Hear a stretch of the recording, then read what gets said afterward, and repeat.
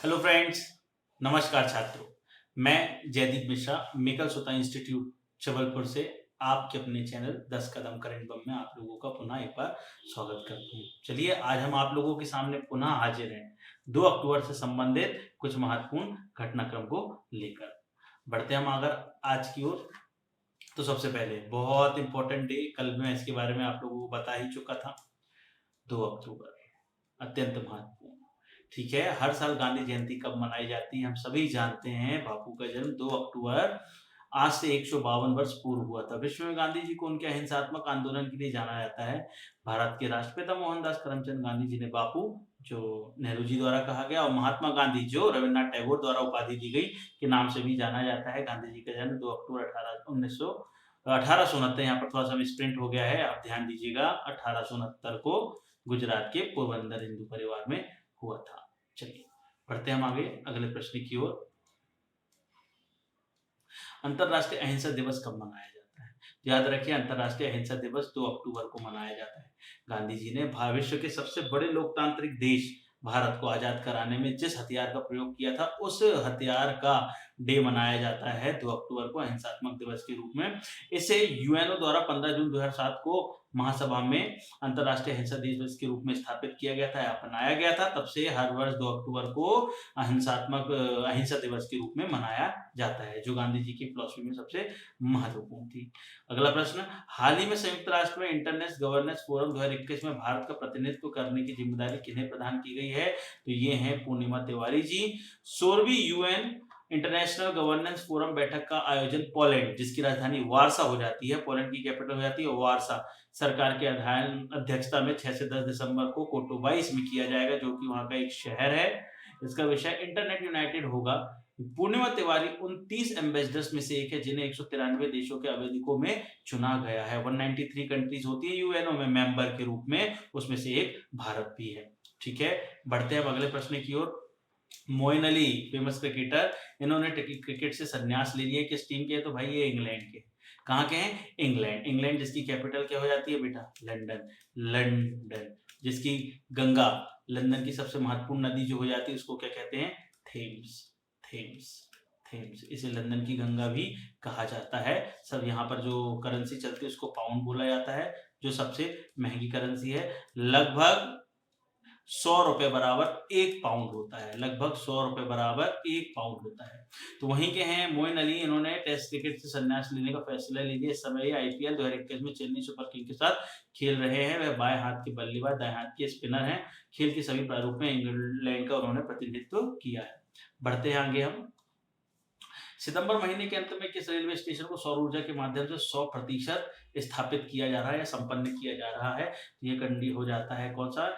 ए, doctor M G Ramachandran central railway station. ध्यान दीजिएगा, M G Ramachandran central पुराना नाम चेन्नई के नाम से जाना जाता है। भाई चेन्नई रेलवे स्टेशन का नया नाम कर दिया गया एम जी रामचंद्रन।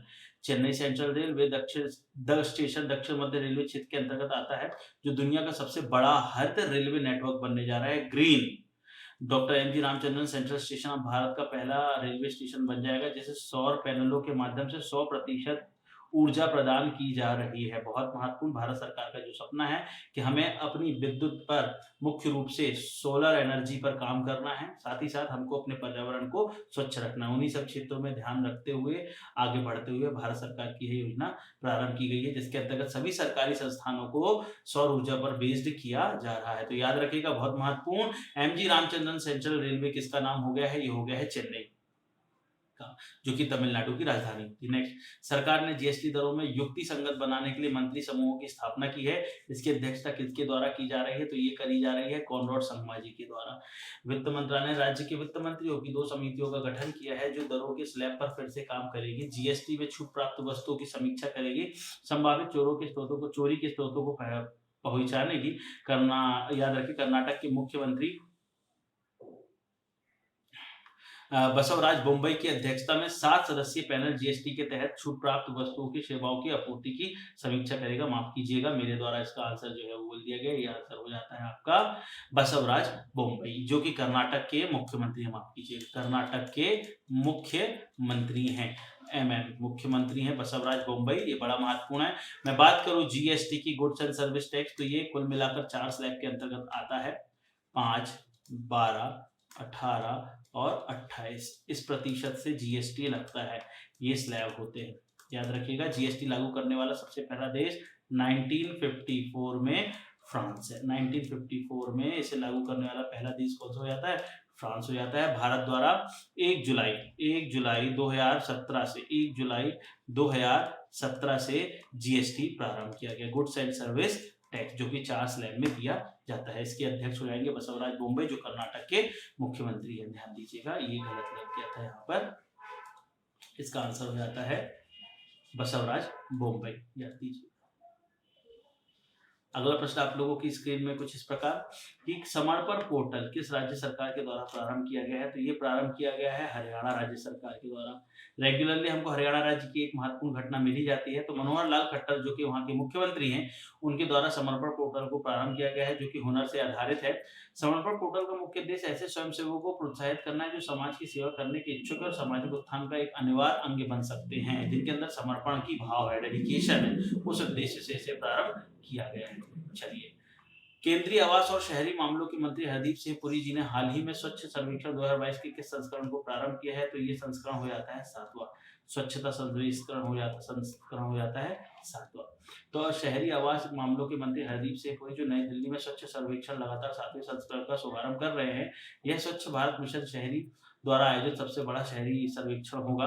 स्वच्छ सर्वेक्षण 2022 को फ्रंटलाइन स्वच्छता कार्यकर्ताओं के समग्र कल्याण और कल्याण के लिए शहरों की पहल पर कब्जा करने के लिए तैयार किया गया। मैं बता दूं, यह स्वच्छ भारत अभियान के अंतर्गत कार्य किया जाने वाला सर्वेक्षण होता है, जिसके अंतर्गत हर वर्ष शहरों को रैंकिंग दी जाती है, जिसमें लगातार स्वच्छता पर प्रथम पायदान पर बना हुआ शहर मध्य प्रदेश का इंदौर है। मध्य प्रदेश का इंदौर है जो लगातार पहले रैंक पर बना हुआ है, इंदौर।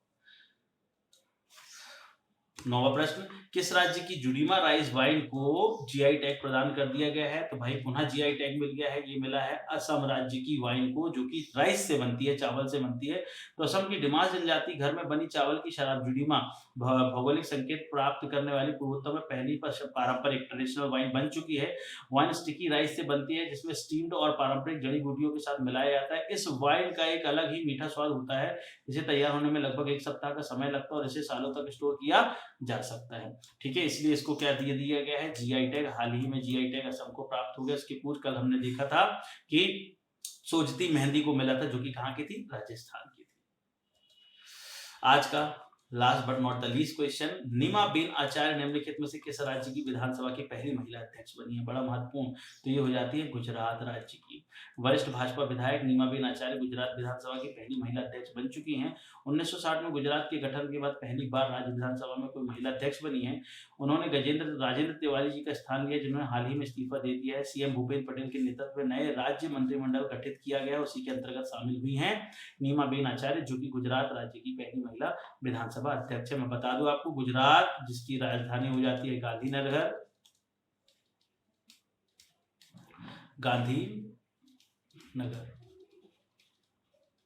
जहां पर विधानसभा सीटों की संख्या हो जाती है 182। ये उतनी ही है जितनी स्टैच्यू ऑफ यूनिटी की लंबाई। स्टैच्यू ऑफ यूनिटी की लंबाई भी कितनी होती है? 182 मीटर विधानसभा के संख्या के आधार पर।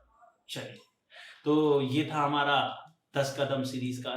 हमारे द्वारा एसएससी जीडी पर बेस टेस्ट सीरीज लॉन्च की गई है, जिसके अंतर्गत हम 20 टेस्ट को जो है वो रेगुलरली प्रोवाइड कर रहे हैं। हर संडे को ये 12 बजे प्रारंभ होता है। एवरी संडे जो भी स्टूडेंट, जो कि फ्री ऑफ कॉस्ट है, जो भी स्टूडेंट इस टेस्ट सीरीज को ज्वाइन करना चाहते हैं, वो लिंक पर मुझे कमेंट करें, मैं उन्हें लिंक सेंड कर दूंगा और वो इस टेस्ट को ज्वाइन कर सकते हैं। धन्यवाद। आपसे संबंधित किसी प्रकार का कोई भी कंटेंट में कोई डाउट हो तो उसको जरूर कमेंट बॉक्स में लिखकर हमसे दूर करिएगा, और हमारे द्वारा जो भी सीरीज में अगर कुछ गलतियां हो जाती है तो उसे सुधारने का मौका दीजिएगा। आपके सहयोग से ही हम आगे बढ़ सकते हैं। धन्यवाद। कल हम पुनः मिलेंगे आपके अपने चैनल 10 कदम करेंट में।